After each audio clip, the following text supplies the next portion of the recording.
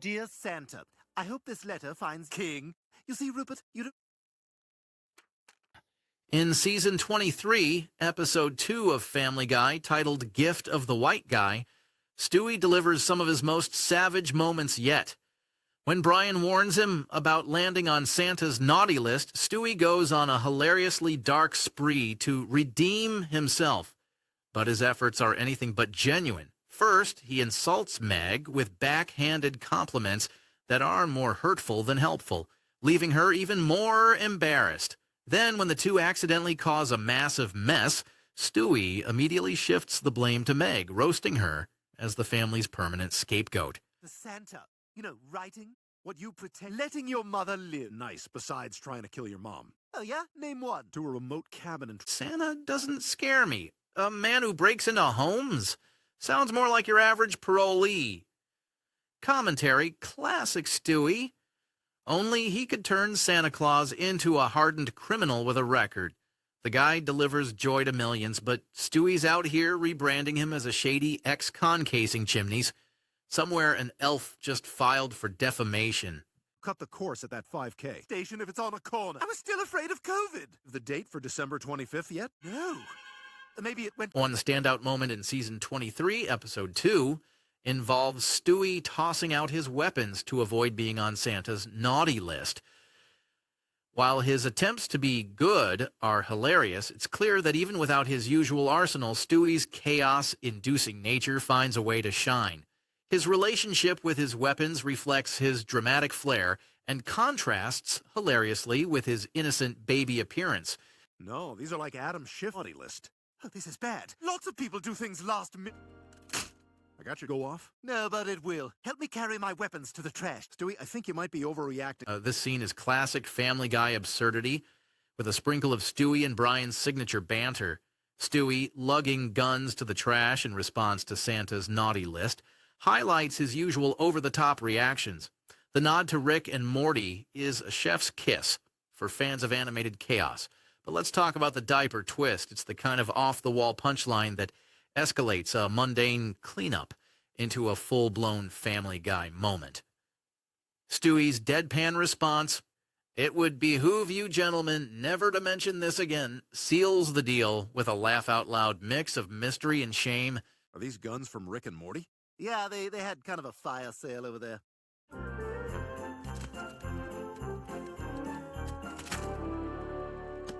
To mention this again.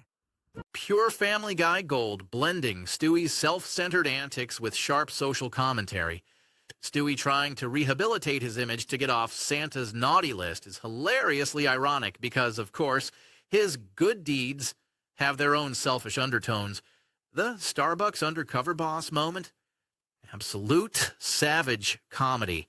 It's a perfect jab at both corporate practices and the futility of Stewie's attempts to play nice. The cherry on top is Stewie's defeatist realization that he's not switching from Starbucks to Coffee Bean. Classic Stewie, big talk, no follow-through. Chris, have you lost weight? I put on 5 pounds since yesterday. Meg, wow, you look gonna change your life. Oh, it's not. Starbucks doing an undercover... You hear that, Santa? Of course, I've always got time for a friend. This scene is a wild roller coaster of Stewie's chaotic brain at work, blending scientific musings with everyday absurdities. His theory that sound could outrun light? That's the kind of overconfident pseudoscience you'd expect from a toddler genius, straight out of the Stewie Griffin Guide to Physics and Shenanigans. Oh, crap, my postmate called me 6 times. What tan $6,000 car are you driving? I think you can see my remorse is genuine. And sincerely, Stewie Griffin. Mom, I found something weird in the... This scene hits the Family Guy trifecta. Dark humor, absurdity, and Stewie's complete disregard for consequences.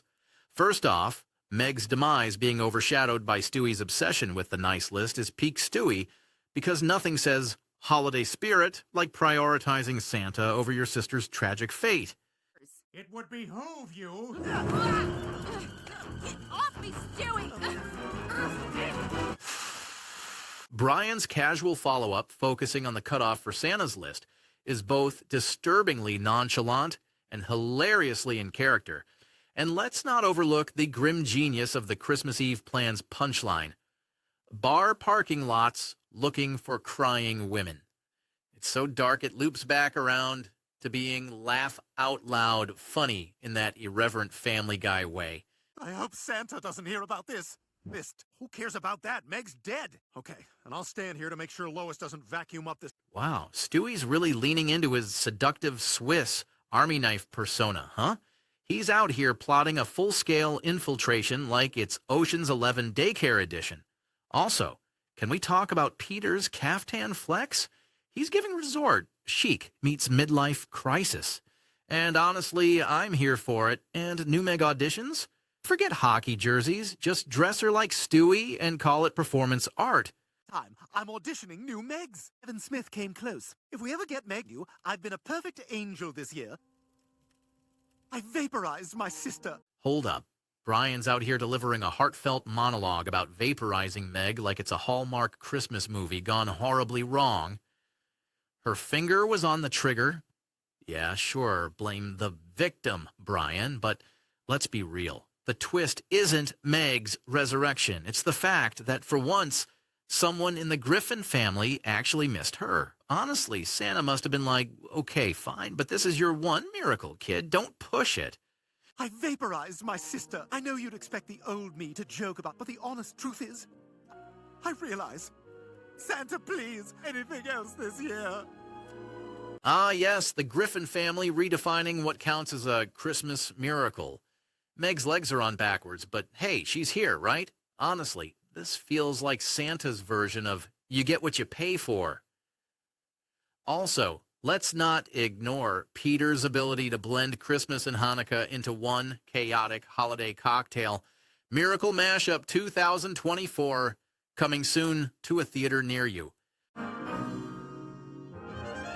Meg, you're back? The nog next year, huh? First night of Hanukkah. Yeah, it's a crisp.